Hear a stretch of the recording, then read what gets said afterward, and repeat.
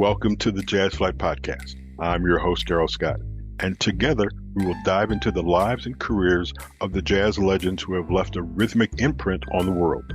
Be prepared to reminisce on the highs and the lows of their musical journey and the trials that sculpted their timeless musical gems.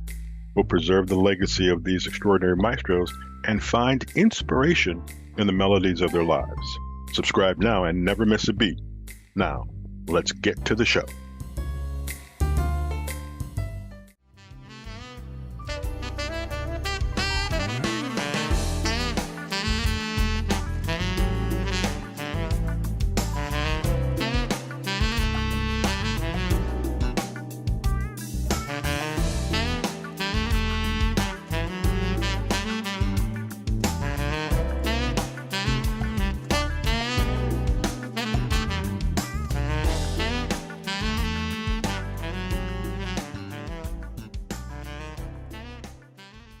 From the upcoming CD Freedom, that is enough said from our guest on this episode of the Jazz Flyte Podcast, the former defensive back for Michigan State University, saxophonist Tim Cunningham.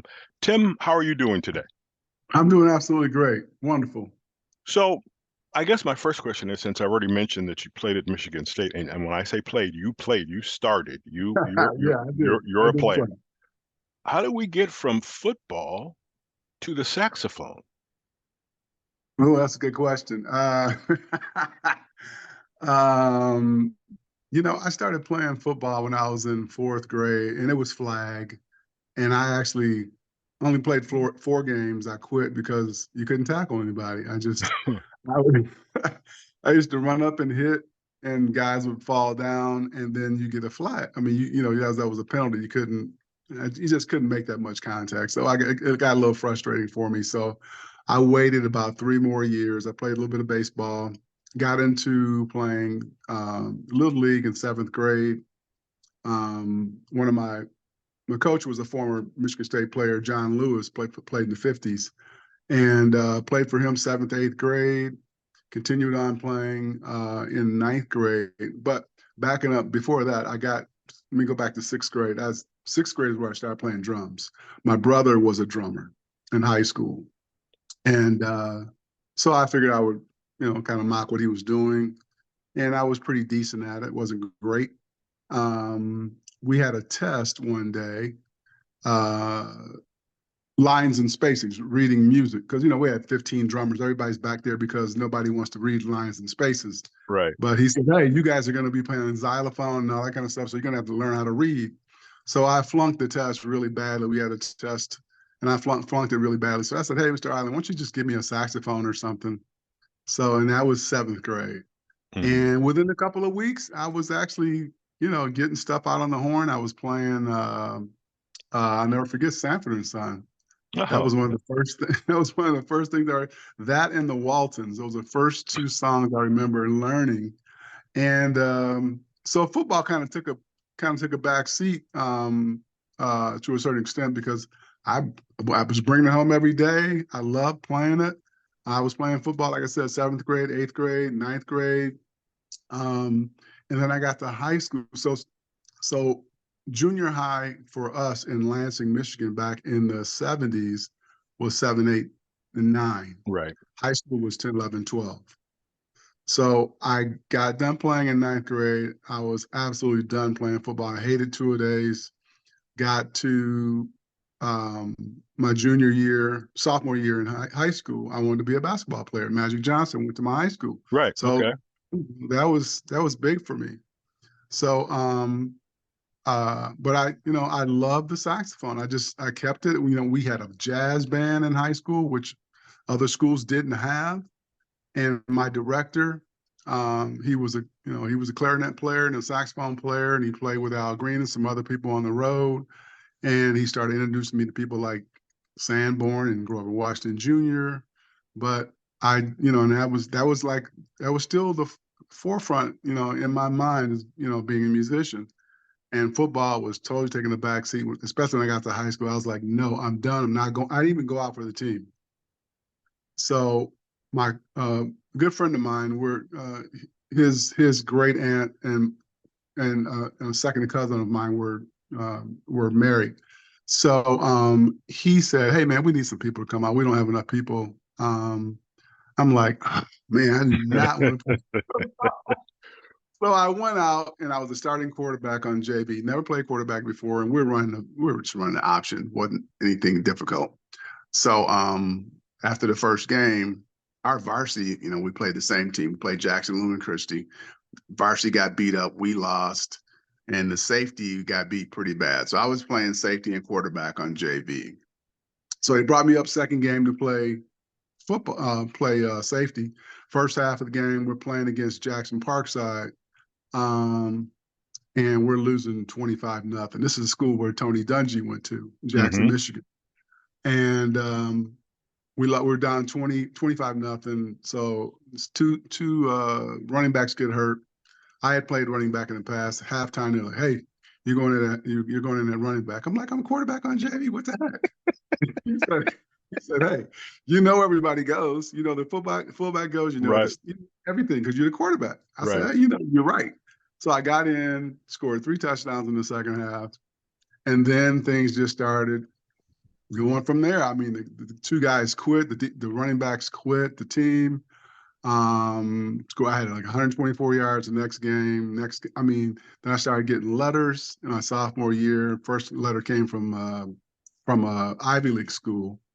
And then I got about 30 or 35 offers. Wow. But I was still, music was still the thing for me. I still loved the music. And I had a great director. He was like a father to me. This guy gave me a car when I was in high school. He gave me his old Volkswagen. And, so music was still but my plan was to go to community college and play basketball because I had an offer to play basketball at Lansing Community College and then go out to Michigan State and then finish up my degree. But I wanted to, try to find a way to go to school for free. And Michigan State came off. Wisconsin, Northwestern, a few other schools, and had about 30 offers between the small schools and the big schools.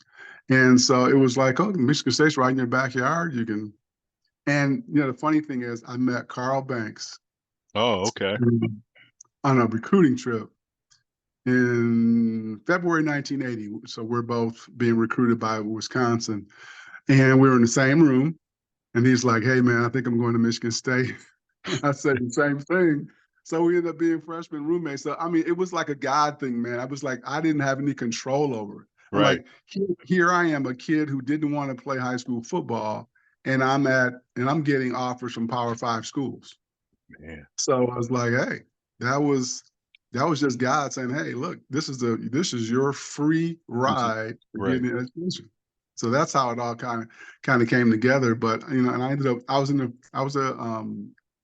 the jazz band at Michigan State. We had 3 bands that were, these guys were good, and I was in jazz band 3. I wasn't that good.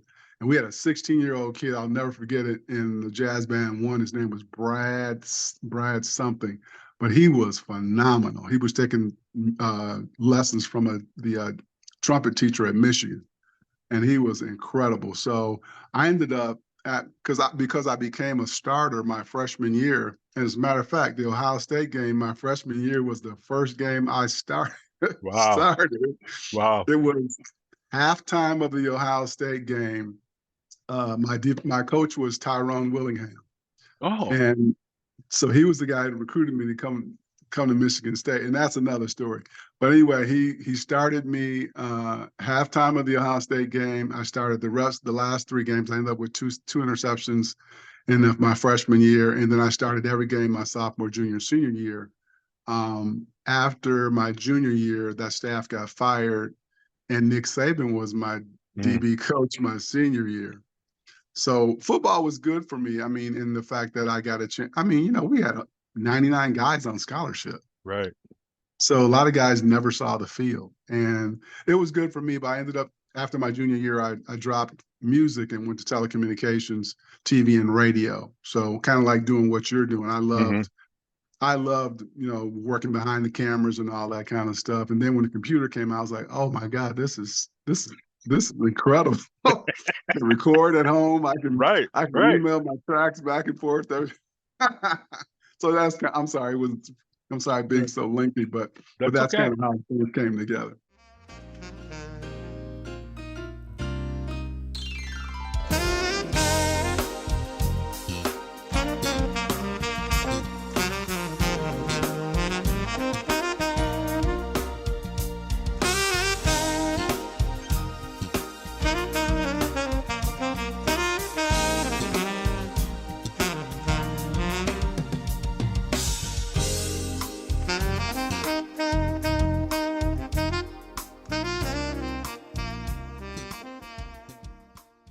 Well, so my thing is, it appears as though football was very prevalent in your life Yeah, at college.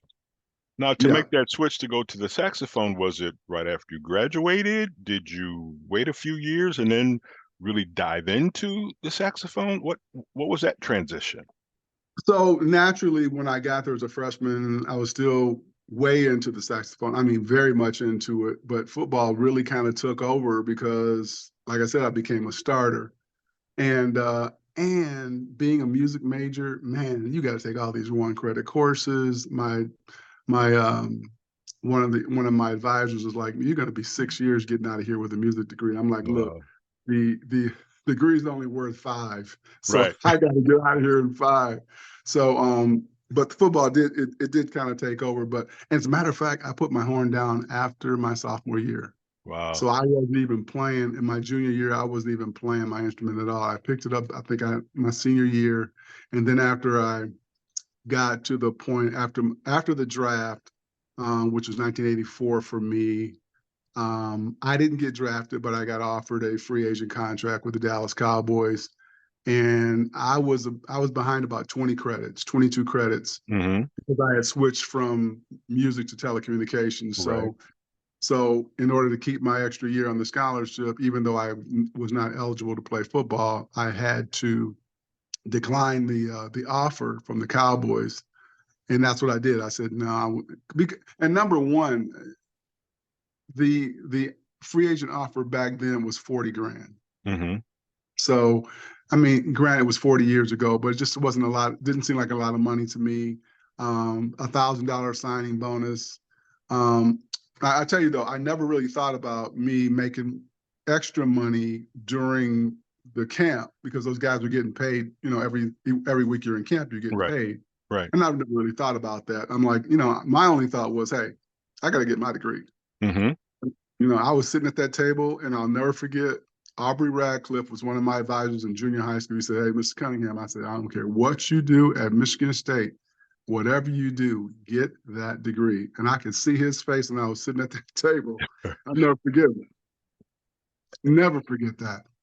So, It's interesting because now there's almost, I mean, for the longest period of time, there was, get your degree, get your degree, get your degree. Now with athletes, I just got to play good for like maybe a year and a half.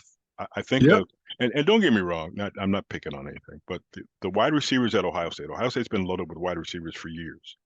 So Long you come in time. as a freshman and say, Mhm. right now, Marvin Harrison's in front of you, but he's played 2 years and he's going to be a top 5 pick. Now, does that mean to that freshman, I'll sit and learn 1 year, and now I move into his spot, which means I might be there 2 years. So you can get that money quick, fast, and in a hurry. Right. But to the saxophone part.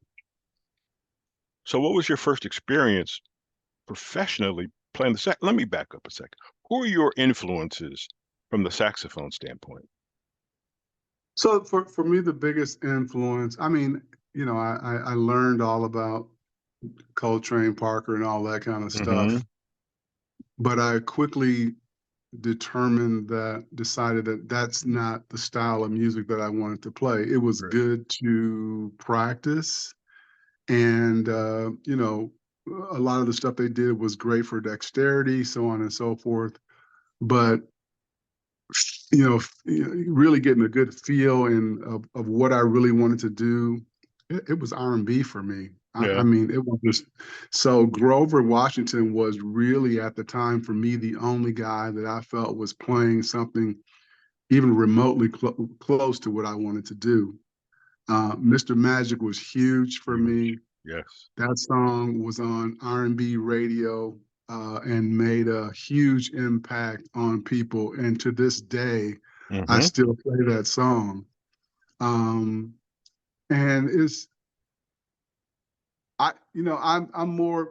I've watched how music has changed. I mean, it has changed drastically.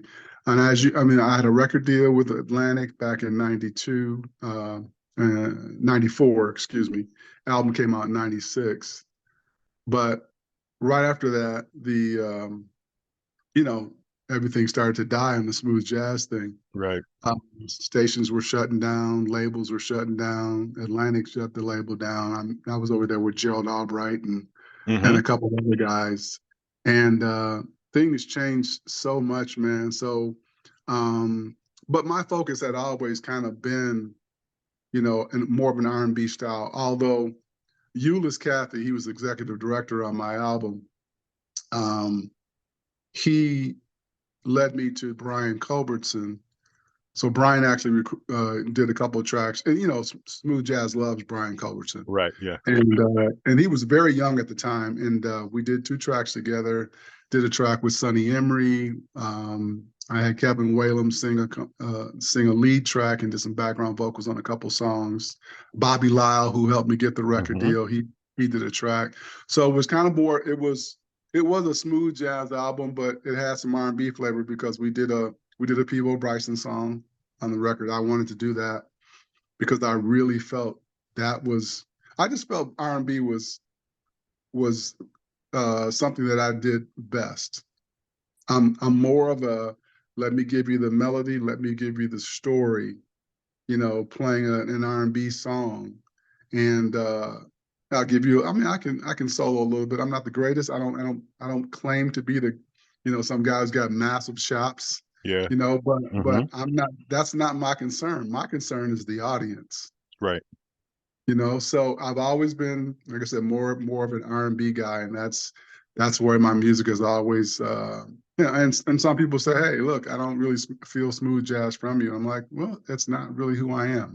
Right. I'm just a musician who just wants to please the audience. I'm not really concerned about the genre.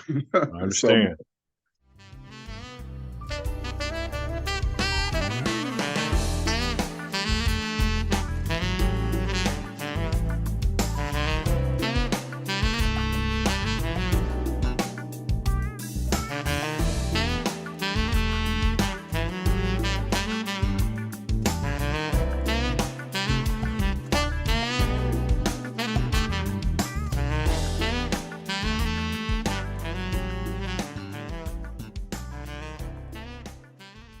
So, was there any part of the football discipline that you take now to your horn playing?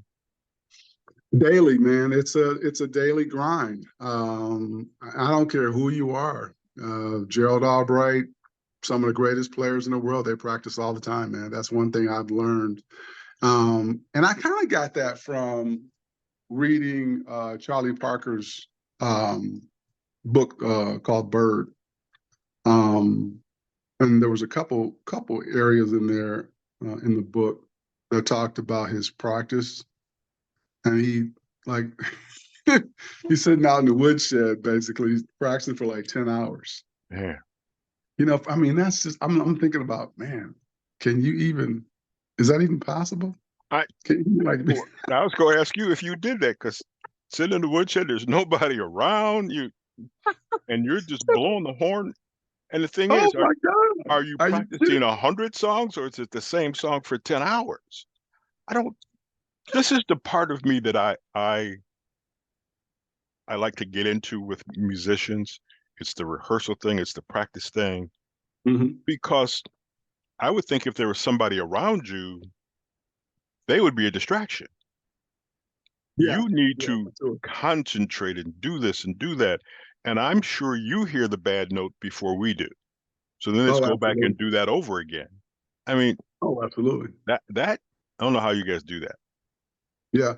Well, and again, the practice thing is, One of the things I learned, I think I want to say when I was in junior high school with my director, he said, you miss one day, it takes you 2 days to catch up. You miss 2 days, because you kind of really have to dial into your timing.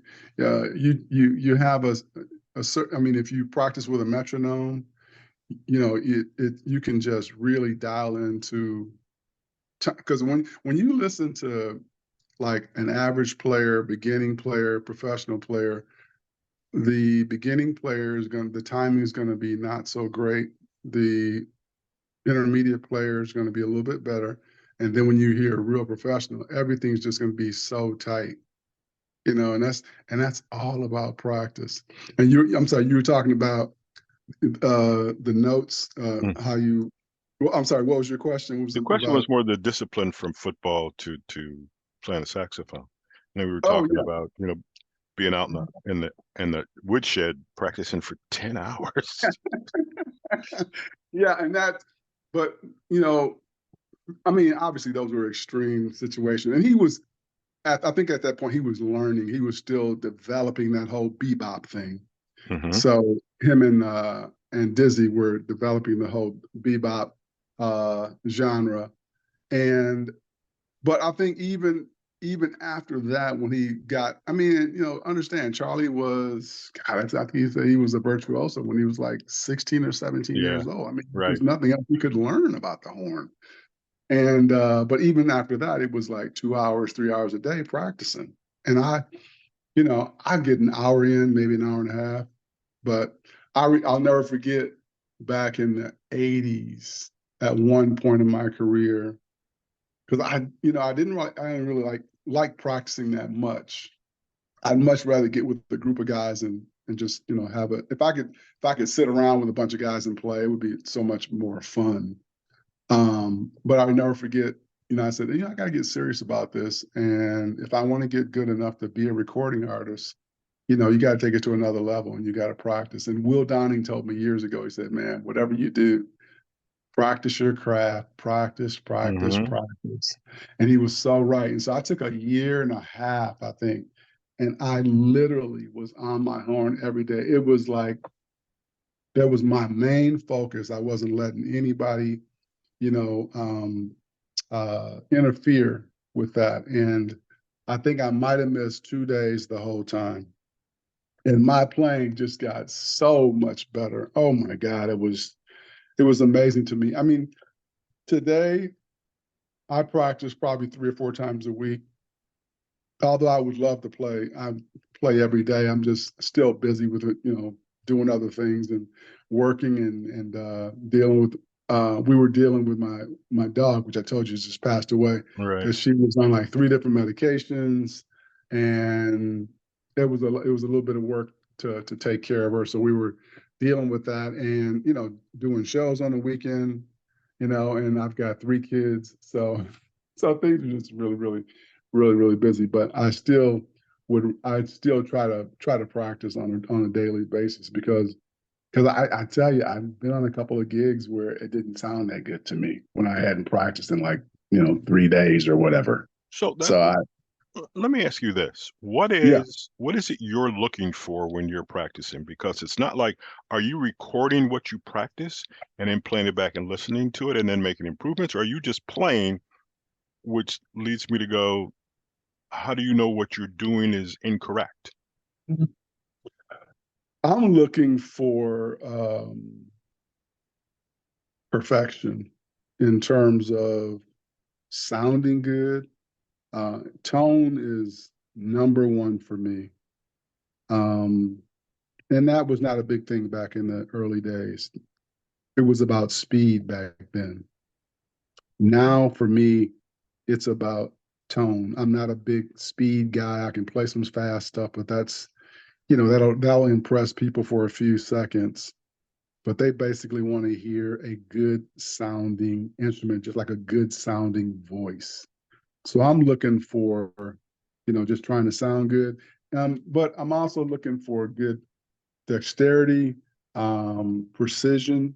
That's what I hear when I hear a lot of these little young players, just really nice, clean, I mean, I've seen some young players on TikTok that just blow me away Mm-hmm. with how well they play, and even when they're playing fast or slow, it sounds good, and that's what I'm looking for. I'm always, and I practiced the other night, and uh, and now I have. It's funny you asked that question because now I have two instruments that I hone in on, which is my tenor and my alto. I used to be a soprano player, but these two horns I have now, I think are the best I've ever played.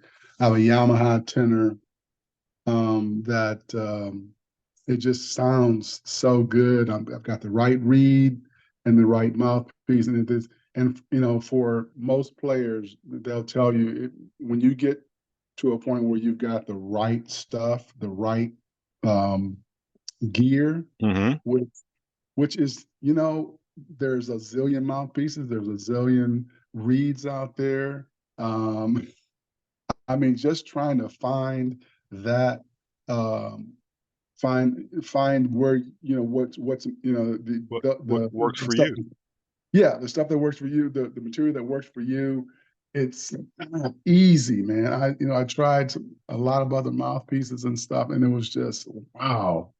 So, I'm finally at a point in my life where, and I mean, I've been there for a while, but um, stuff sounds good, and I'm able to, find some happiness when I'm finished practicing, and it's pretty cool. What going forward? You've got this new Mhm. project coming out, which will be out when? The total project will be finished when? Oh, are you talking about the latest Yes, project? yes. The latest project was actually released back in October. Oh, okay. All right. Yeah. So I'm just releasing singles. So I'm doing it kind of backwards now, where like a good buddy of mine, trumpet player, released two or three singles, and then he did the album. But I'm going the other way. I released the album back in October, so I'm going to release singles off of it as we go, like the way we used to do back in the 70s and the 80s. Don't do that because that's so right. Everything was yeah. Right.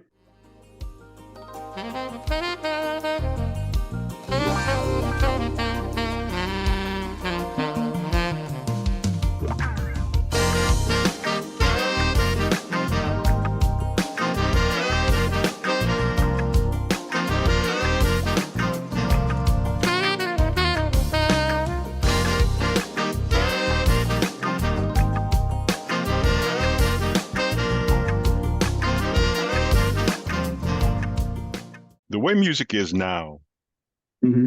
if you release, and I don't know what to call it, a CD, 12 songs, 10 songs, whatever, Right. are you getting the same amount of points because everything is streaming now? Right. And I guess that to me, it just causes a degree of confusion. I'm still of the attitude that I'm going to buy the CD. I don't care what I got to stream. I don't Right. stream a whole lot. I buy CDs. Right. Does your attitude change based upon that situation? Well, it kind of has to, because that's the way things are now. They hear a single, they're going to download it. They hear Right. something, and I think it kind of goes back to the old adage of, when we used to listen to an album and you hear maybe two, three songs that were any good, and the rest of it was not Right. not that cool. So Mm-hmm. now people have the option of saying, hey, I'm going to download this single, and I don't have to listen. I don't have to buy the Absolutely. rest. Buy the rest of it. And I have to be honest with you, I don't know how people buy music these days in terms of, because I'm like you, I'm a CD guy. If I'm going to buy a record, I'm going to probably buy the whole thing. I'm not a person that has a playlist, who listens to an iPod or whatever on my ears or whatever in the car. I'm just not that person. But I know people, especially kids Oh yeah, these days, that's right. they download the single, and that's what they want to hear, because I'm watching my kids. My Yeah. kids are, they're all over social media. Um, and that's what they do. That's my son has 5.5 million followers on social media. And, his people, they hear a song, they download it onto their phone, they go to Spotify or whatever. But I mean, that's nothing I would have ever done. I would have Right. never. And I still won't do it. I hear most stuff that if I hear something I like, I automatically go to YouTube and find this, find the music. My problem is back in the day when I was buying CDs or albums, there was Mhm. always one song that was not released as a single. And I'm proud of saying I'm one of like 5 people in the entire city who has this song. And I don't know if you know about it. There was a group War, they did a song that was very dark called The World is a Ghetto. It's a great tune. I'm not gonna lie. That whole album is great. And then years later, from the album Music Band 2, it's a green album, they Mhm. released an instrumental version of The World is a Ghetto. And, The and it's world. and it's totally different. It's totally different, but it's 13 minutes of when I need to like sit down and kind of gather my thoughts. I will play that and I'm just there. But that never got played. I mean, Yeah, I have it. I know another friend of mine, Tony, has it, and that's it. But yeah, as you yeah. download singles, you're only getting the single. I like to experiment and expand and see what else you did. So Right. that's me. So Um, so what do you think about the people going back to wax? um, Because now, not unless are they. I mean, I'm not even really that hip to it, but I know a lot of kids are getting into the wax thing. But my question is, are they are they getting a wax single? Are they getting the whole album? What's I the think deal? you have to get the album because albums are back. I don't think 45s are back.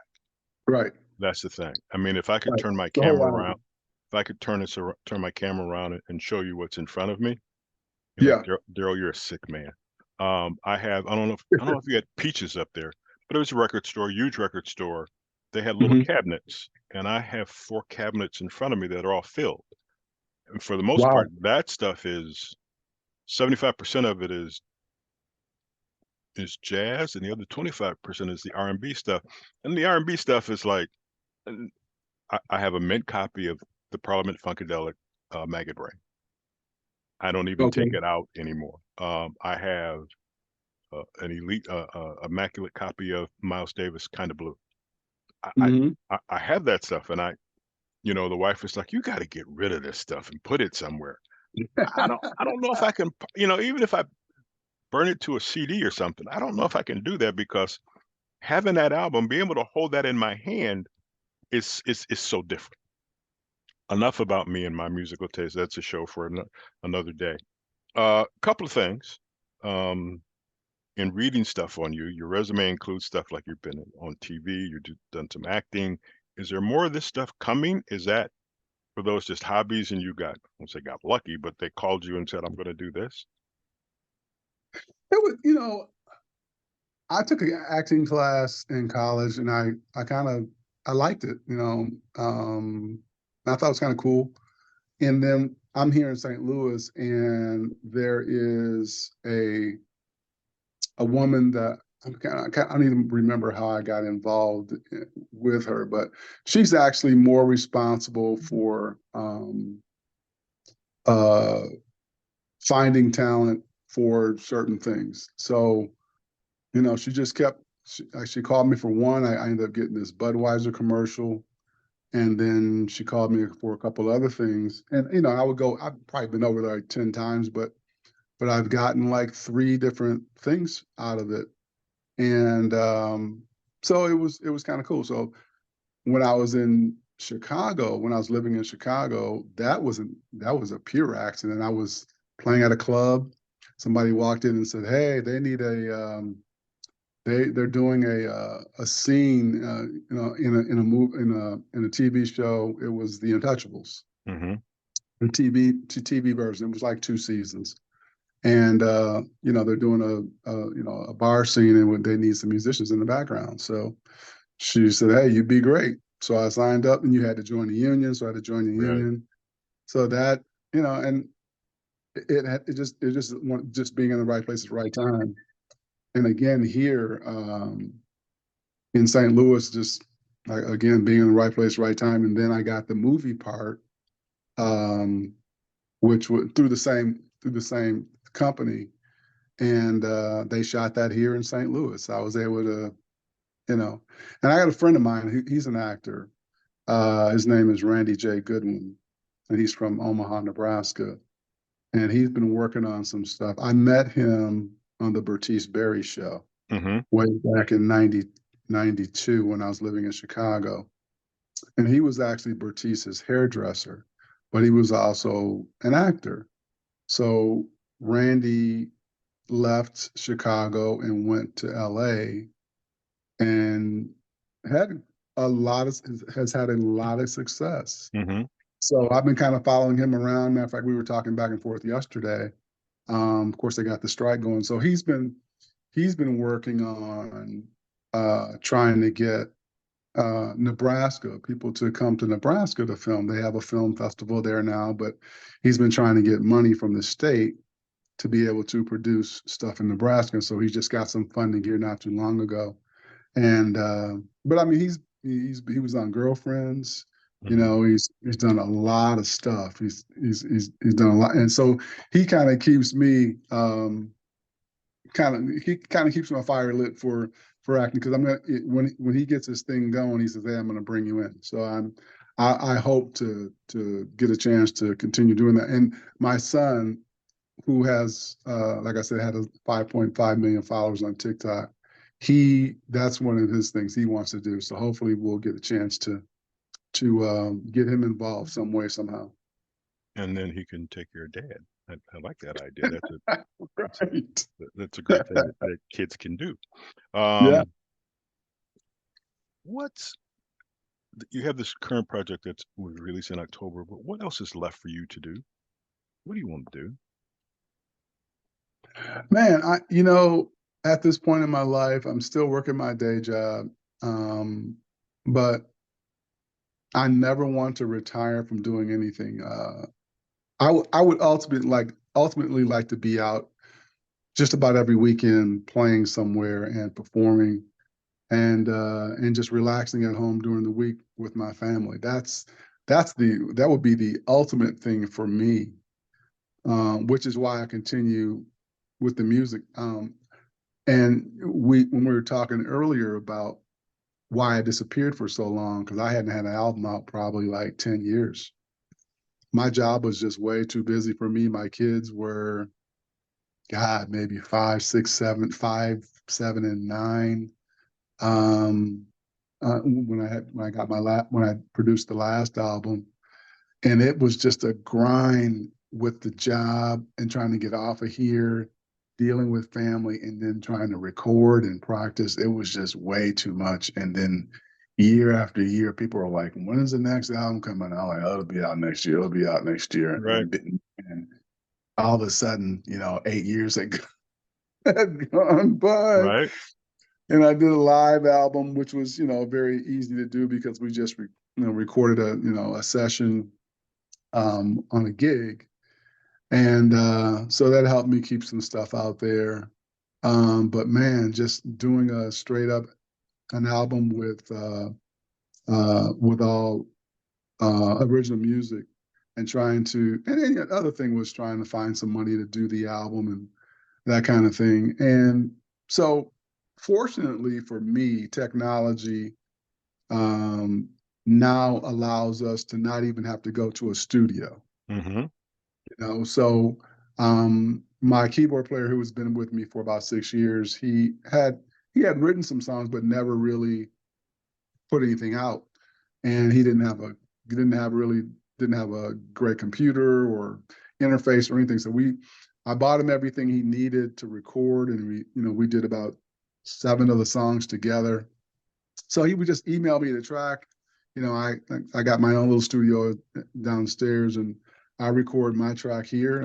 I sent the track to a guitar player up in Detroit and bass player here. And I mean, we just were able to just email things back and forth and produce an album, which is great, which helped me to, gave me the opportunity to kind of cut down, because I mean, I can't even imagine having to go back and forth to the studio. Right. That's just what, and I tried to do that back in like 14, 15, and it didn't work. We got a few things done, but we were driving like 40 miles one way, and it's like, oh man, I can't do this. So it's amazing how technology has changed all of this to where you used to hear people going, got the studio booked, it's up in the mountains and there's rooms there so you can stay there and you can stay there for weeks.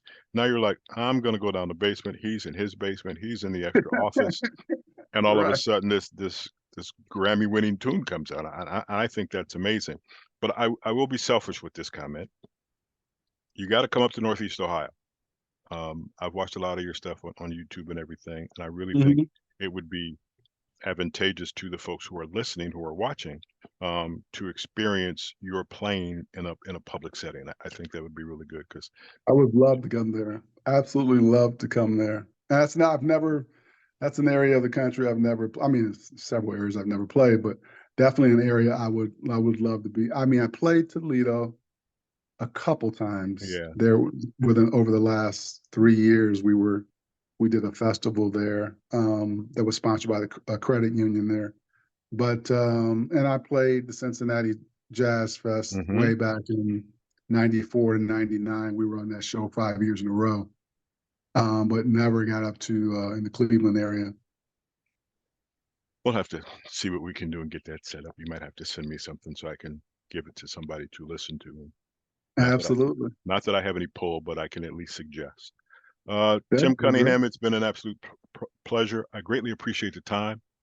Yes, I've learned a whole bunch of things from you, and you're still one of my favorite football players, because you played against a certain quarterback whose name we'll keep nameless. Looking forward to hearing things and hopefully getting you up here. To remind folks, if there's a question, comment, something you want to say, you can email me at jazzflyte@gmail.com. It's been fun. We'll have to do this again. When something else happens in your life, let me know. And absolutely, we'll man. All right. You're a great interviewer, man. Phenomenal pipes, man. Love the voice. Thank you. I greatly appreciate that. Get me work. But seriously, thanks so much again, and join us next week for another edition of the Jazz Flyte Podcast.